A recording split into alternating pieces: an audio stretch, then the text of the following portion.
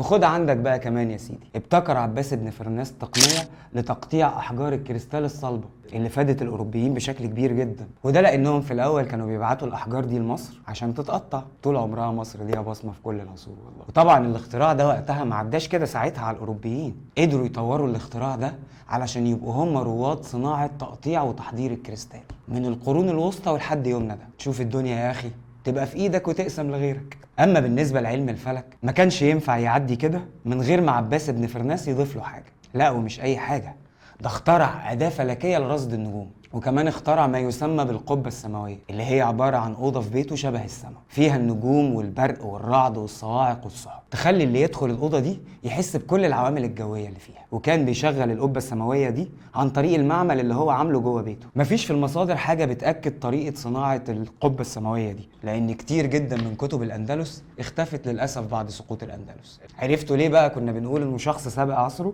لان القبه السماويه اللي هو اخترعها في زمنه موجوده دلوقتي في اشكال كتير، زي السينما البانوراميه وزي الحفلات اللي بتبقى الشاشه فيها مغطيه 360 درجه حوالين الجمهور. وعلى الرغم من كل الاختراعات اللي قدمها عباس بن فرناس، الا ان اختراع الرداء الكاسي اللي لبسه وطار بيه كان واحد من اعظم الاختراعات اللي اتقدمت للبشريه.